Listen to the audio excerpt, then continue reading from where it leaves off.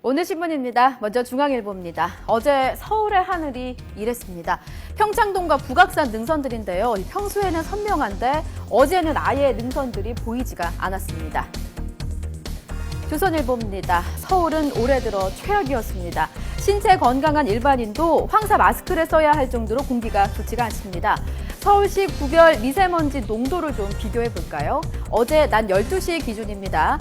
붉은색이 짙을수록 미세먼지 농도가 높은 겁니다.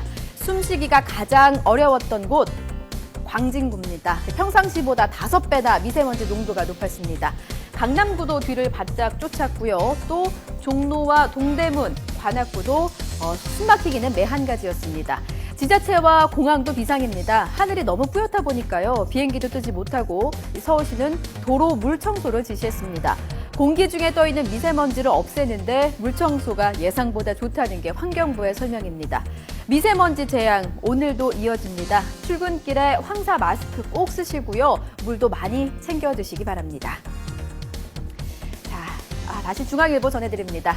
잿빛 하늘의 재앙의 원흉, 중국으로 지목이 되죠. 중국에 사는 이 남성, 중국 역사상 최초로 환경 소송을 냈습니다. 이제는 스모그 문제는 더 이상 환경이 아닌 생명의 문제가 됐다는 겁니다. 마스크도 공기청정기도 하루 종일 터지는 기침을 막지는 못했습니다. 그를 현식 환자로 만들어버린 중금속 스모그, 이제는 정부가 나서야 한다는 게 그의 주장입니다. 정부를 탓하는 이유, 바로 법 집행을 제대로 정부가 하지 않았기 때문입니다. 오염물질 규제 조항은 있다고 합니다. 하지만 시행은 제대로 된 적이 없었다고 하는데요. 기업은 법을 잘 지켰다고 하고 자동차 배기가스도 문제가 없다고 하고 다들 자기는 책임이 없다고 하니까 결국에는 세금 걷어간 정부가 책임을 져야 한다. 사람이 죽어가고 있다. 소시민의 절박한 외침, 중국 정부가 받아들일 수 있을까요? 아무쪼록 한국에서도 꼭 승소하길 기원하겠습니다. 중국이 깨끗해져야 우리나라도 맑은 하늘을 볼 수가 있습니다. 조선일보입니다. 요즘 감기 한 번 걸리면 낫는데 시간이 오래 걸립니다.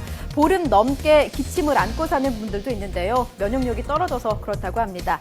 감기는 딱히 치료제가 없죠. 그저 잘 쉬고 잘 먹으면 됩니다. 면역력을 높여주는 건데요.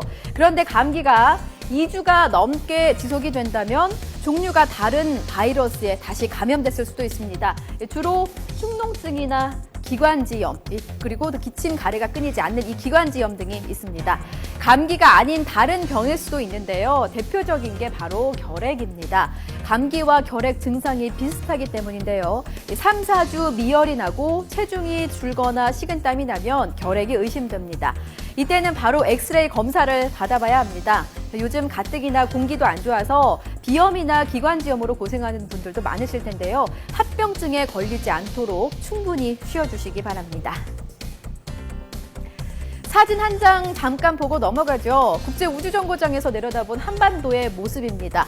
중국과 한국 사이 이 깜깜한 공간, 서해와 동해를 잇는 바다로 오해하기 쉬울 만큼 어둡죠. 북한입니다. 평양 등 극히 일부 지역을 제외하고는 암흑으로 뒤덮였습니다. 미 항공우주국은 이 사진이 경제의 중요성을 극적으로 보여준다고 밝혔습니다. 언젠가는 이 빛이 하나로 이어질 수 있겠죠. 경향신문입니다. 초등학교 2학년, 9살이죠. 운동장을 누비며 한창 뛰어놀아야 할 나이입니다. 40, 50대 학부모님들 혹시 이 나이 때 어떠셨습니까? 이 경향신문이 아이들과 학부모를 조사했더니 결과가 이랬습니다. 자, 엄마, 아빠 10명 중 7명은 매일 1시간 넘게 뛰어놀았는데 아이들은 20%, 5명 중에 1명만 1시간을 간신히 놀았습니다.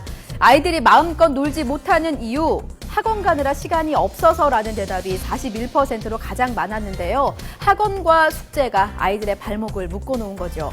놀이가 무엇이냐라는 질문을 던져봤다고 합니다. 부모들은 놀이는 즐거움이다 이렇게 답을 했고요. 아이들은 놀이는 자유라고 말했습니다. 자유, 사전적인 정의가요. 외부적인 구속이나 무엇에 얽매이지 아니하고 자기 마음대로 할 수 있는 상태입니다. 9살짜리 입에서 나오는 단어치고는 너무 조숙하죠. 좀 더 뛰어놀게 해주시면 안 되겠습니까? 자, 그런데 엄마라도 속이 편하겠습니까? 서울신문입니다.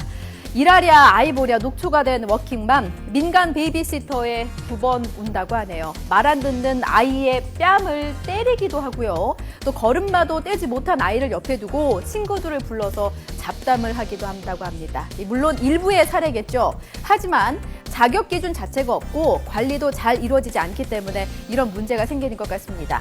민간 베이비시터 업체에 대한 관리가 좀 더 빨리 이루어져야 될 것 같습니다. 놀이의 즐거움을 모르는 아이, 2번, 3번 오는 워킹맘, 대안은 없을까요? 조선일보는 아빠를 내세웠습니다. 자, 어느 초등학교 2학년 학생이 썼다는 시인데 한번 살펴보시죠. 자, 제가 읽어드리겠습니다. 엄마가 있어서 좋다, 나를 예뻐해줘서. 냉장고가 있어서 좋다, 나에게 먹을 것을 줘서. 중략하고요.